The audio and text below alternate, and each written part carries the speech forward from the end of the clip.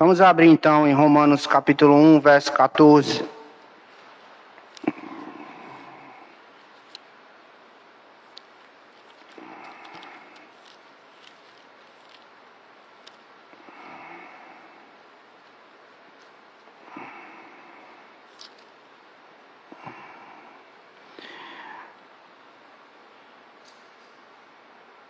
Romanos capítulo 1, do verso 14 até o verso 16. Desculpa, irmão, isso aqui é por conta do cola-copia. Na verdade, a gente vai trabalhar hoje só o verso 16. Romanos 1, 16 e 17. É esse o verso que eu quero trabalhar com os irmãos.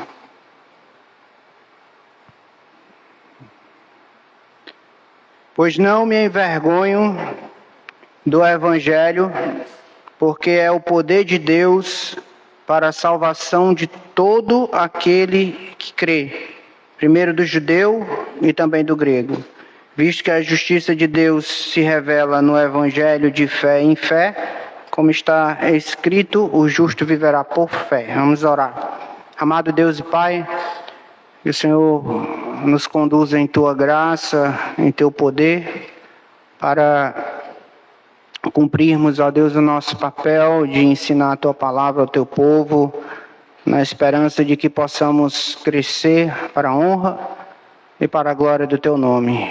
Sua graça transborde em nossas vidas, que o Senhor seja a nossa força e a nossa fortaleza nos momentos de tribulação, de necessidade. Eu sei que o Senhor está conosco. Louvado e exaltado seja o nome do Senhor.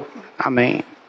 Nós já, semana passada a gente estudou até o verso 17, mas foi dito que o verso 16 e 17 de Romanos, capítulo 1, são os dois versículos chaves do livro, Eu ia avançar, a partir do versículo 18, mas eu acredito que ainda a respeito desse tema, não me envergonho do Evangelho, precisam ser ditas algumas coisas importantes sobre esse tema. Por isso, o tema da mensagem de hoje, por que não me envergonho do Evangelho?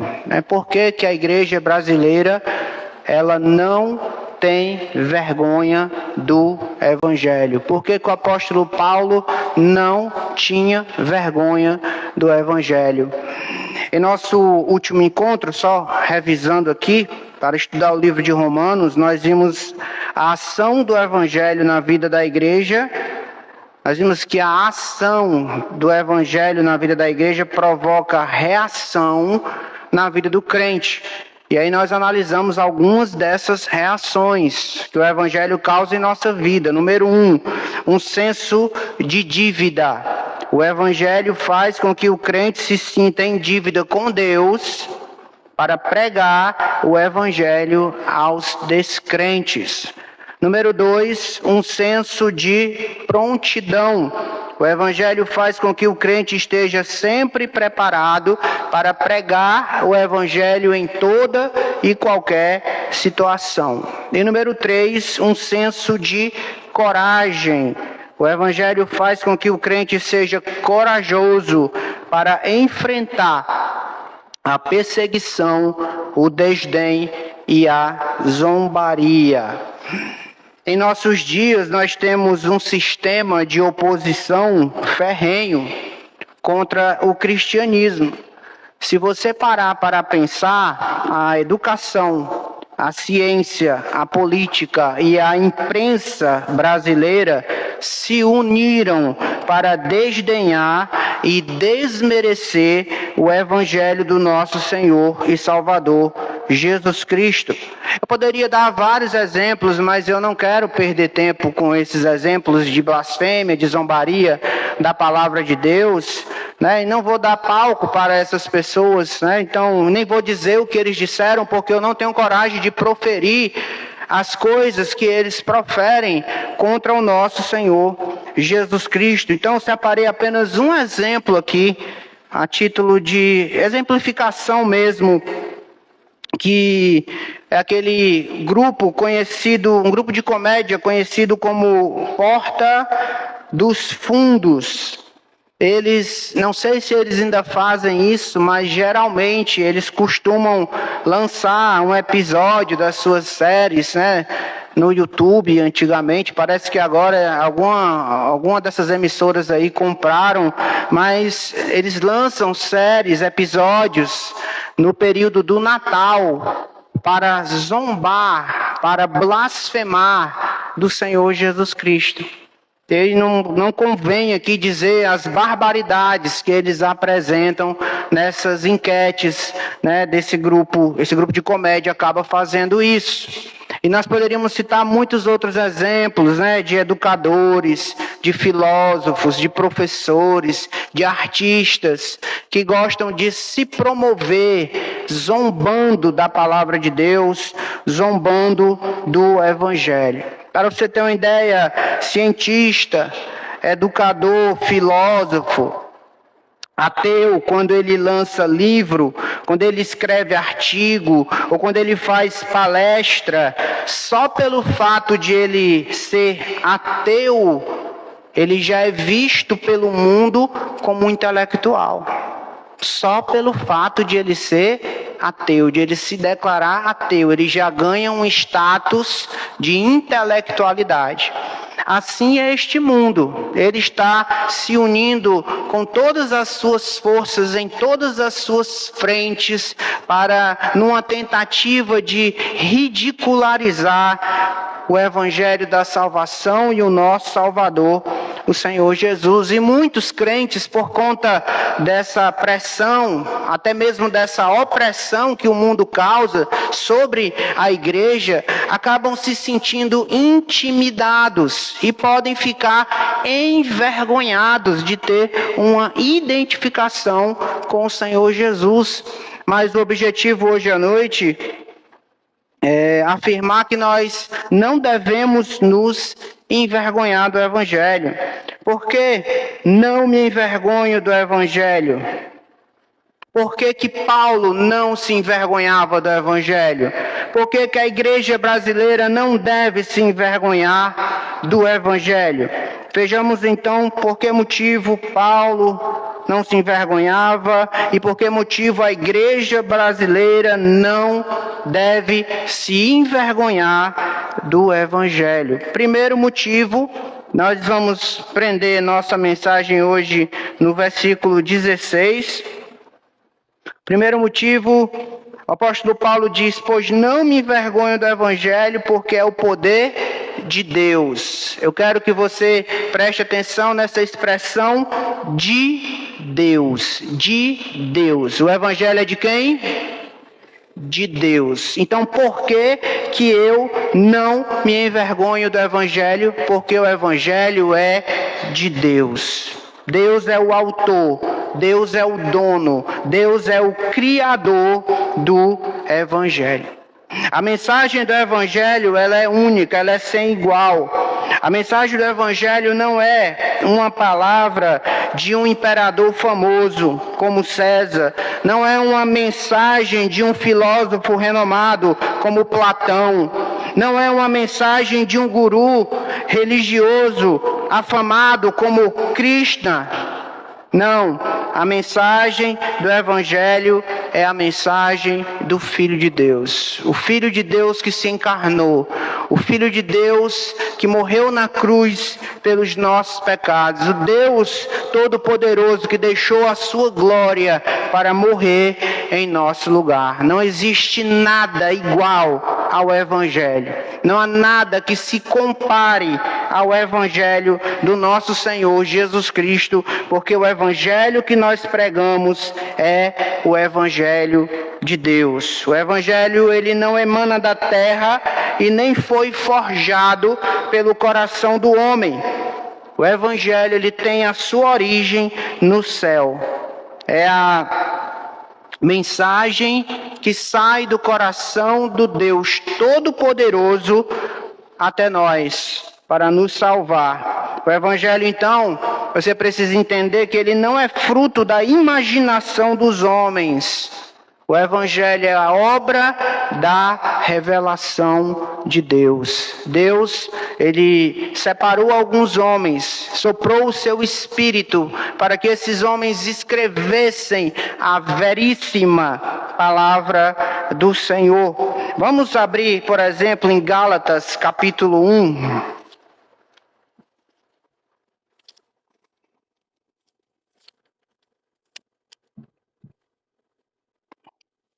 Gálatas 1:11.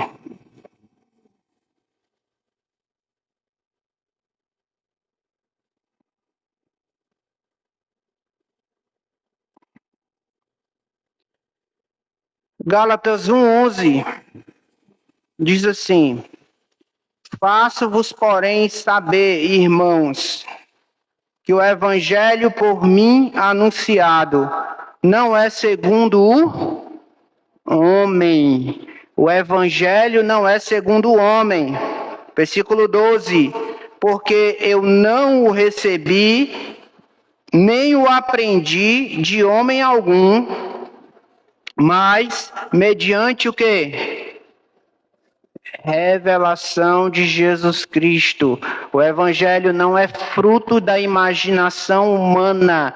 O Evangelho é obra da revelação de Deus. Vamos para Marcos, capítulo 1, Evangelho de Marcos.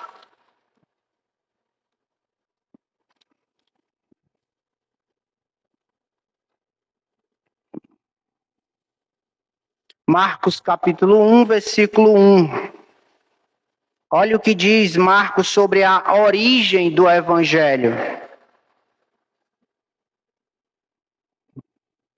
Marcos, capítulo 1, versículo 1 diz: princípio do Evangelho de Jesus Cristo, Filho de Deus. Então, nós não nos envergonhamos do Evangelho, porque o Evangelho tem sua origem no Senhor. Se o Evangelho fosse humano, ele já teria sido destruído. Tentativas não faltaram de povos, de nações, de reis poderosos, de tiranos, de ditadores, que tiveram como alvo em sua vida destruir a palavra de Deus da face da terra. Os romanos tentaram fazer isso e falharam. Os muçulmanos tentaram fazer isso e falharam. A ex-União Soviética tentou. A China tenta até hoje. A Coreia do Norte também. Os nazistas tentaram destruir o Evangelho e não conseguiram. Além das nações, nós tivemos filósofos famosos que tentaram destruir, desqualificar a palavra de Deus, como Diderot, como Karl Marx, como Nietzsche. Se voltaram contra o Evangelho. Todos eles, onde estão agora? Todos eles já se foram. E onde está o Evangelho? O Evangelho continua de pé. O Evangelho está sendo pregado agora mesmo. O Evangelho não pode ser destruído por ninguém, porque o Evangelho é de Deus. Todos que se levantaram contra o Evangelho, todos que ousarem se levantar contra o Evangelho, caem, e o Evangelho continua e continuará de pé. Deixe-me falar sobre Nietzsche novamente. Nietzsche, desse filósofo ateu, ele é famoso pela frase: Deus está morto. A verdade é que esse homem, ele passou seus últimos anos, 11 anos de sua vida, completamente louco. Isso, quem defende os princípios ateus de Nietzsche gostam de esconder. Mas Nietzsche passou 11 anos da sua vida completamente desequilibrado mentalmente. Depois ele morre adquirindo sífilis. E sabe com quantos anos Nietzsche faleceu? Com 44 anos. Morreu louco, doente e novo. Então, quem morreu? O Evangelho ou Nietzsche? Nietzsche disse: Deus está morto. Mas quem morreu? Na verdade, Nietzsche está morto e o Evangelho vive. O Evangelho vive porque sua origem é do Senhor. Quantos mais se levantarem para atacar o Evangelho irão cair e o Evangelho vai permanecer de pé, porque quem sustenta a palavra é o Deus Todo-Poderoso. É por isso que o Evangelho continua sendo proclamado no Brasil, no Japão, na Itália, na África, em todos os lugares do mundo.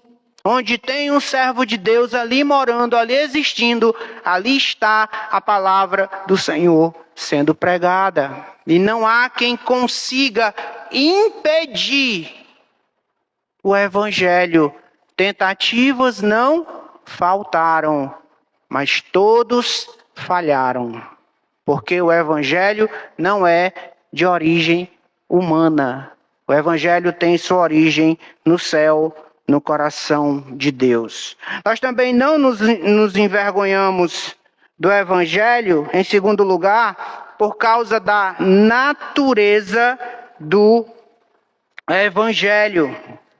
Ele fala o seguinte: pois não me envergonho do Evangelho, porque é o poder de Deus para a salvação de todo aquele que nele crê, primeiro do judeu e também do grego, visto que a justiça de Deus se revela no Evangelho, de fé em fé, como está escrito, o justo viverá por fé.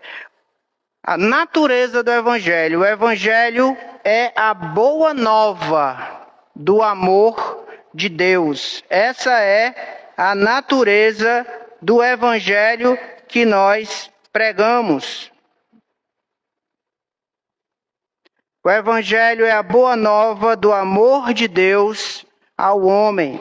É a boa notícia de perdão de Deus para o pecador.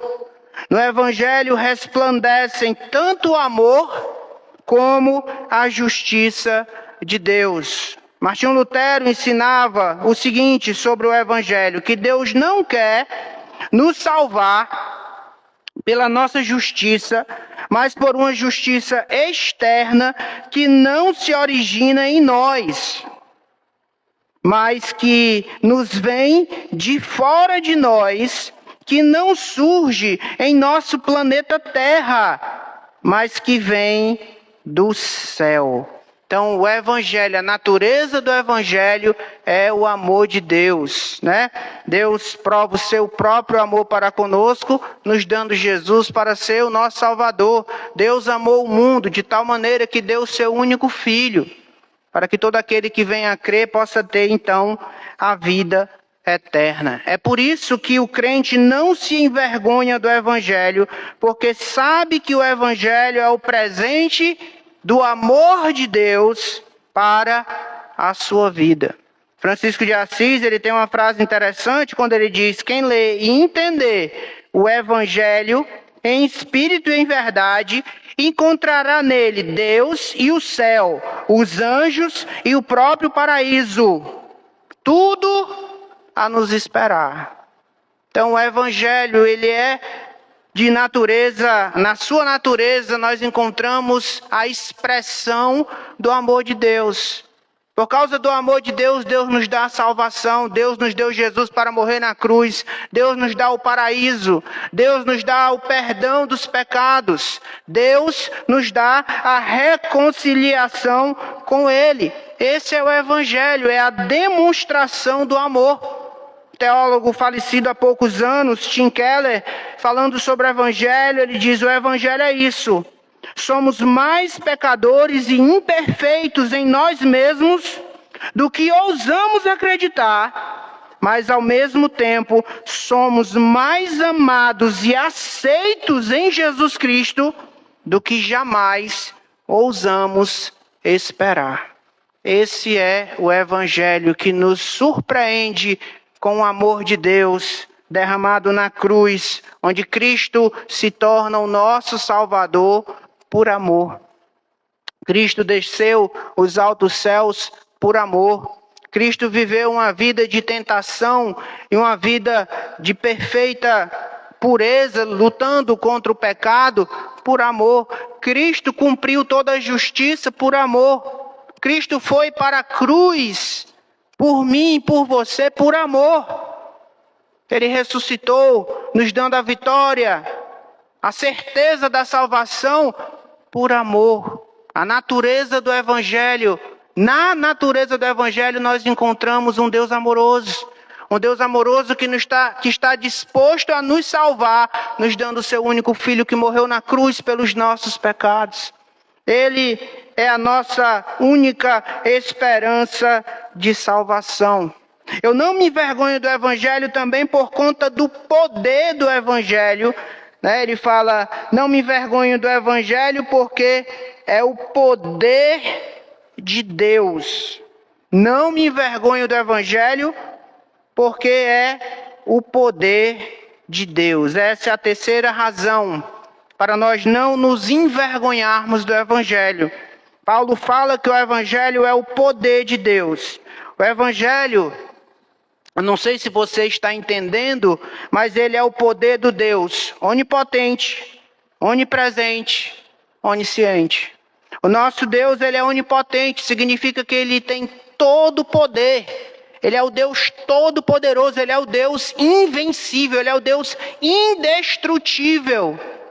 Não há ninguém semelhante a Deus. Toda a criação, todas as criaturas não chegam nem nas raspas das unhas do nosso Deus Todo-Poderoso. Tamanho é a sua glória, tamanho é o seu poder. Isso é a onipotência do Senhor. Ele também é onipresente. Todas as coisas estão presentes diante dele. Nada fica oculto à sua onipresença. Tudo que está acontecendo em todos os lugares que ele criou, ele tem a compreensão exata, sem esforço algum da sua parte. E ele tem essa compreensão de forma natural. Isso é onipresença. E ele também é onisciente. Significa que ele tem o conhecimento absoluto, total, pleno, sobre todas as coisas. Ele sabe todos os cálculos de matemática que possam existir. Ele sabe disso sem esforço algum. Ele não precisa se esforçar mentalmente para saber quantas estrelas, quantos planetas, quantos buracos negros existem no universo. A palavra de Deus diz que ele conta cada uma das estrelas e chama cada uma pelo seu nome. Isso é onisciência. O Salmo 139 diz que ele sabe o que se passa dentro do nosso coração. Ainda a palavra nem chegou à nossa boca, aos nossos lábios, e o Senhor já conhece por inteiro.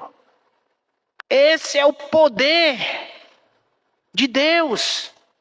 O Evangelho do Deus onipotente, onipresente e onisciente.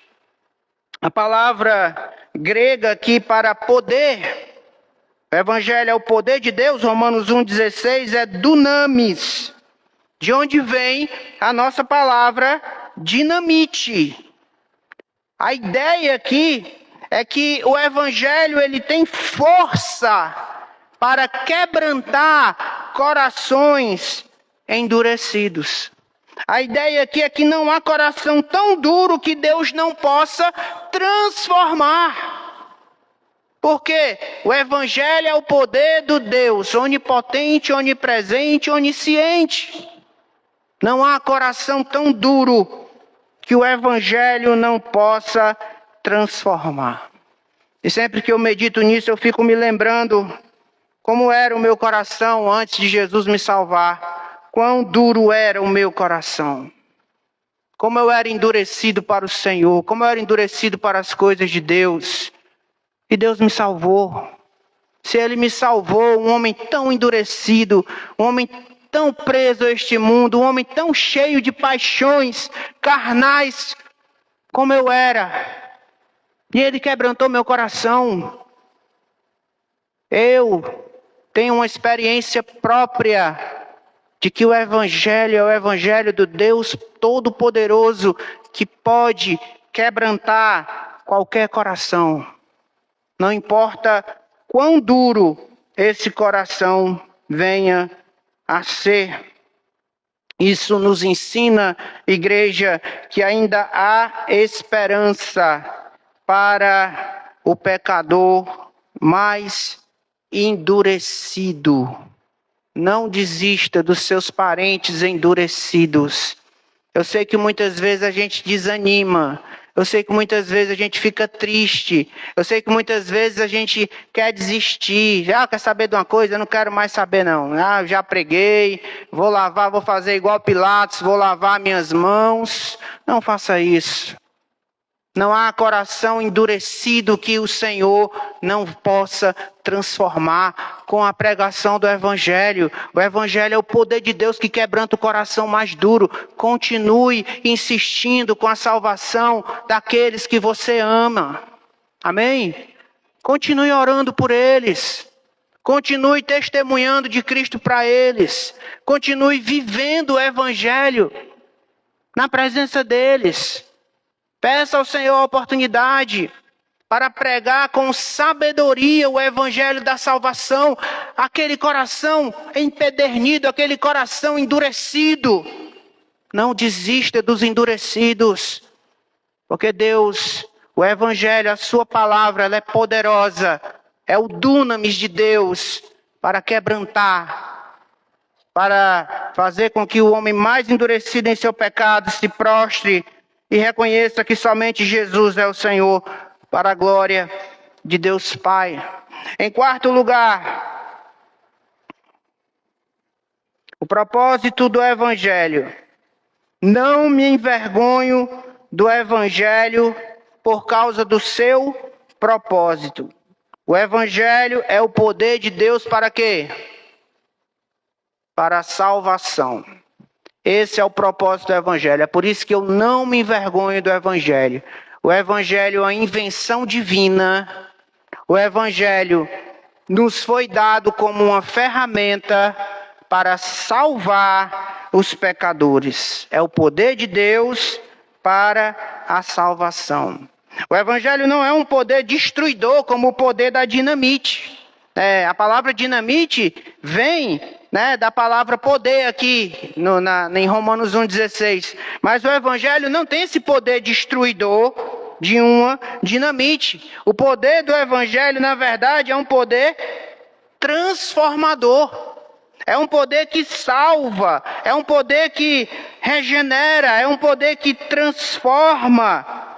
Nenhum poder na terra pode salvar o homem, exceto o Evangelho. Jesus disse: eu sou o caminho, a verdade, a vida. Preste atenção nos artigos. Eles são artigos definidos. Ele não diz: eu sou um caminho, eu sou uma verdade, eu sou uma vida. Ele diz: eu sou o caminho. Ele está dizendo assim: não tem outro caminho além de mim. Não tem outra verdade que não seja eu. Não tem outra pessoa que possa te oferecer a vida eterna que não seja eu. Somente o Evangelho pode salvar os pecadores. Por isso nós precisamos nos levantar, igreja, e pregar o Evangelho. O Evangelho é a esperança dos povos. O Evangelho é a esperança das nações. O Evangelho é a esperança do nosso Brasil. Política nunca vai resolver o problema do nosso Brasil. Político A, B, C, D, nenhum deles poderão resolver o problema do brasileiro, porque o problema do brasileiro é que ele está espiritualmente morto, em delitos e pecados. Política, educação, não pode fazer nada na situação que o homem se encontra, espiritualmente morto, separado de Deus, preso em um calabouço de pecado e iniquidade. Essa é a situação do homem. Só quem pode resolver o problema do brasileiro é o Evangelho. O problema dos homens deste mundo só serão solucionados pelo Evangelho. Por que esse mundo é tão mau? Por que tem pedofilia? Por que marmanjo, barbudo, velho, tem coragem de abusar de uma criancinha inocente? Por que existe pornografia no mundo? Porque tem que assistir, não é não? Se ninguém assistisse pornografia, pornografia existia? Tem pornografia porque tem gente assistindo. Por que tem violência? Por que homens tiram a vida de outros homens? É falta de educação? É falta de cultura? É falta de política? Não. É porque são escravos dos seus pecados. Duvido um homem transformado pelo Senhor Jesus de verdade se ele vai querer tirar a vida de outro homem. Duvido um homem cheio do Espírito Santo se ele vai querer se envolver com pedofilia, com pornografia, com imoralidade. O problema do homem é o pecado. E a solução para o pecado do homem é o Evangelho. É a única esperança. E nós precisamos nos levantar e pregar o Evangelho. Nós somos portadores das boas novas. Nós somos embaixadores do Rei Jesus. Nós temos o privilégio de anunciar a palavra da reconciliação. Mas parece que muitos crentes estão intimidados, envergonhados. Tem crente que tem vergonha do Evangelho, mas Paulo diz, eu não me envergonho do Evangelho. Porque somente no Evangelho o homem pode nascer de novo. Martin Lloyd Jones diz, o Evangelho não é algo que nos diz o que devemos fazer para nos salvar. Ele nos diz como Deus providenciou e produziu o seu único método de salvação. E como Ele mesmo aplica esse método. E o método que o Dr. Lloyd Jones está dizendo é o Filho de Deus deixando a sua glória, vindo a este mundo, morrendo na cruz, em nosso lugar. Esse é o método de Deus. E Ele aplica esse método no coração do pecador que ouvia as boas novas de salvação. Mas esse é um dos argumentos de Paulo em Romanos, lá em Romanos capítulo 10. Como ouvirão? Completa a igreja. Como ouvirão? Se não há quem pregue. Nós precisamos pregar o Evangelho. Nós precisamos anunciar Jesus aos povos, aos homens e às mulheres mortos em pecados, em delitos. Saiba disso, meu irmão. Saiba disso, meu amado ouvinte. Só o Evangelho nos leva até quem pode realmente nos salvar. E o único que pode nos salvar é o Senhor Jesus. Só o Evangelho tem o poder de nos levar a quem realmente pode nos salvar. Jesus Cristo. Por isso que Spurgeon dizia, não vá aonde tem um bom louvor, grandes palestras, linda arquitetura. Vá aonde o Evangelho é pregado. Era o que Spurgeon ensinava. Por quê? Porque somente o Evangelho pode salvar. Um bom louvor não pode salvar. Uma boa arquitetura não pode salvar. Uma palestra eloquente não pode salvar. Quem salva o pecador é o Evangelho, porque anuncia Cristo. Quinto lugar, porque não me envergonho do Evangelho. Versículo 16, por conta do alcance do Evangelho. Aí em todo o capítulo 1 de Romanos, Paulo vai dizer que o Evangelho é para o judeu, é para o grego, é para o bárbaro, é para o cita, é para o sábio, é para o ignorante. O alcance do Evangelho. O Evangelho está endereçado a todos os povos. O Evangelho é de uma mensagem universal em seu alcance. É tão amplo ao ponto de oferecer salvação a todos os homens e ao mesmo tempo. Mas é tão restrito a ponto de salvar apenas aqueles que creem. O Evangelho é o poder de Deus para todo aquele que crê. Ele tem uma exposição universal, abrangente, para todos os homens, mas é somente para o que crê. Somente os que creem podem receber a salvação em Cristo Jesus. O Evangelho alcança todos os homens sem acepção, como diz Hernandes Lopes, mas não todos os homens sem exceção. O Evangelho ele não faz acepção de pessoas, homem, mulher, não importa a cor de pele, não importa a idade, não importa a condição social, não importa a nação que ele viva. O Evangelho é para todos os homens e todas as mulheres da terra. Mas os pecadores precisam crer. Só é salvo quem crê. Crê no Senhor Jesus e será salvo tu e a tua casa. Foi o que disse o apóstolo Paulo. Então há uma exigência para o pecador ser salvo. O pecador precisa crer em Jesus Cristo. O pecador precisa renunciar às suas paixões pecaminosas e se entregar a Jesus como seu salvador pessoal. Romanos 10:13 vai dizer: todo aquele que invocar o nome do Senhor será salvo. Se você invocar o nome do Senhor agora mesmo, como seu salvador pessoal, você será salvo.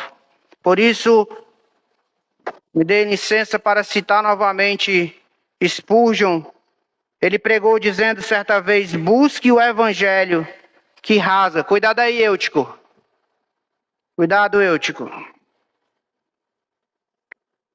Busque o evangelho que rasga, que lhe faz brotar lágrimas, que lhe dá cortes e feridas na sua consciência. O evangelho que mata o seu ego. Esse é o evangelho que deve ser buscado.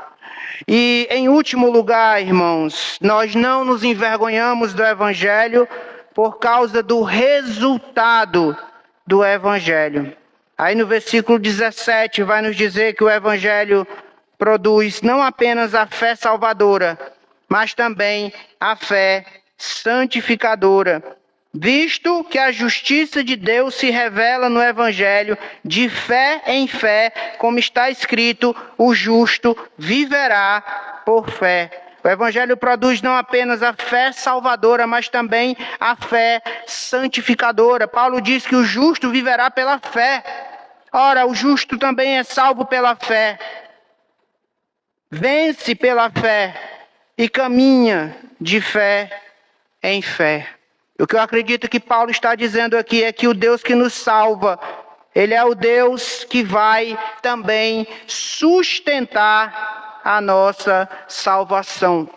O poder de Cristo, ou o poder que Cristo tem para nos salvar, é o mesmo para nos santificar. Não existe salvação genuína sem santidade. Não existe essa história de que eu sou um cristão, eu sou um salvo, mas eu vivo na prática do pecado. O crente, ele é salvo para viver na justiça, para viver de fé em fé, para viver em santidade. Pessoa que se diz crente, mas que vive na prática do pecado, tem algo errado aí, está incompleto o plano de Deus, e Deus não pode falhar no seu plano de salvação. Deus, ele salva e ele sustenta o seu filho salvo em santidade. Uma pessoa que diz que foi salva, mas está incompleta, não tem santidade na vida dela, não é que tem alguma coisa errada com Deus, tem alguma coisa errada com essa pessoa. Está errado com ela. Está faltando santidade em sua vida. Mas agora, Paulo fala que o resultado do evangelho é a salvação e a nossa santificação. Ah, pastor, mas eu não consigo me santificar. Se você é crente, você vai conseguir sim. Muitas vezes o que acontece é que você não está querendo se santificar por amor ao pecado. Mas se você realmente pedir a ajuda de Deus com sinceridade, dizer: Deus, acabou, hoje acaba. Hoje eu me santifico. Hoje os pecados serão derrotados da minha vida, porque o Senhor vai me ajudar. Me ajude. Eu creio no Senhor. A tua palavra diz que a tua salvação é completa. Me salva e me santifica. Eu preciso ser santificado pelo Senhor. Se nós formos sinceros, a nossa busca de santidade, a santificação virá, meu irmão, porque é a promessa de Deus para a nossa vida. Ele vai cumprir, Ele quer ver você santo. Se tem alguém interessado em nossa santidade, é o nosso Deus. Então, busque ao Senhor para viver em santidade. Eu acredito, e não só eu que falo isso, a santidade ao Senhor é a maior evidência da nossa salvação. Já estou concluindo, e eu vou repetir. Eu acredito que a santidade ao Senhor é a maior evidência da nossa salvação. E sabe por que eu digo isso? Eu me lembrei da visão que o profeta Isaías teve do Senhor, lá em Isaías capítulo 6. Ele entra lá e ele tem uma visão da glória de Deus, Deus Todo-Poderoso. Ele estava assentado num alto e sublime trono. E ao redor desse trono magnífico estavam alguns anjos, alguns serafins. E esses serafins estavam de frente um para os outros. E sabe o que é que eles cantavam? Santo, Santo, Santo é o Senhor dos exércitos. A terra está cheia da sua glória. Eles não cantaram amor, amor, amor. Eles não cantaram misericórdia, misericórdia, misericórdia. Não cantaram verdade, verdade, verdade. Eles cantavam santo, santo, santo é o Senhor. Por isso que eu acredito que a maior evidência da salvação de um pecador é a santidade do Senhor na vida deste pecador. Então a evidência da nossa salvação não é a emoção que nos faz chorar ou gritar um punhado de aleluias. A evidência da nossa salvação é a santidade. Matthew Henry, grande evangelista, disse muito bem: considero cristão, de fato, aquele que não se envergonha do evangelho e nem é uma vergonha para o evangelho. Considero cristão, de fato, aquele que não se envergonha do evangelho e nem é uma vergonha para o evangelho. Será que tem crentes aqui que estão sendo uma vergonha para o evangelho? Será que você acha que Deus não está vendo isso? Será que você pensa que Deus vai aceitar você se dizer crente e viver na prática do pecado? Você está mexendo com coisa séria, não faça isso. Se você é crente de verdade, busque em Deus uma transformação na sua vida, Ele vai lhe dar. Mas não zombe de Deus, não zombe do seu evangelho, não zombe da sua palavra, isso é muito sério. O nosso Deus, Ele é santo, Ele é fogo devorador. Ele não permitirá que o seu nome seja afrontado. Haverá uma prestação de contas. Eu quero concluir então perguntando por que a igreja do Senhor Jesus não deve se envergonhar do evangelho. Primeiro, a origem do evangelho. Segundo, o poder do evangelho. Terceiro, o propósito do evangelho. Quarto, o alcance do evangelho. E quinto lugar, a condição do evangelho. Por isso que nós não nos envergonhamos do evangelho. E que também a gente não seja uma vergonha para ele, como diz Matthew Henry. Vamos orar. Senhor, obrigado, Deus, pela a tua palavra viva, verdadeira. A tua palavra que é mais cortante do que qualquer espada de dois gumes. Nós somos pecadores, nós somos fracos. Isso é verdade. Mas o Senhor é a nossa força. Muitas vezes nós enfraquecemos e e pecamos contra o Senhor, e nós nos arrependemos por isso. Pedimos a Deus que o Senhor venha nos purificar de toda maldade, o Senhor venha nos santificar para produzirmos frutos para a glória do Senhor. As pessoas possam ver Jesus em nós, nosso testemunho seja poderoso, que possamos ser pescadores de homens, ganhadores de almas. Nós estamos nos acomodando em relação à suprema, à sublime tarefa de ganharmos os pecadores para Jesus. Estamos escondendo os nossos dons, os nossos talentos, estamos acomodados ao mundo. Satanás tem usado o mundo cada vez mais como uma espécie de instrumento musical para nos tirar do foco, Senhor. Temos falhado, nós confessamos o nosso pecado, podemos dar muito mais para o Teu reino, temos nos omitido, porque temos tropeçado em nossos pecados. Nos perdoe, Deus. Restaura a nossa vida, restaura a nossa fé. Não sabemos quanto tempo vamos viver neste mundo, mas ajuda-nos a darmos as nossas melhores energias para o Teu reino, para a Tua glória, para expandir o Teu reino. Tudo que nós precisamos, Senhor, é de uma Bíblia, de uma voz e de um coração temente ao Senhor. Ajuda-nos, nós imploramos ao Senhor. Ajuda-nos, Senhor. Em nome de Jesus. Amém.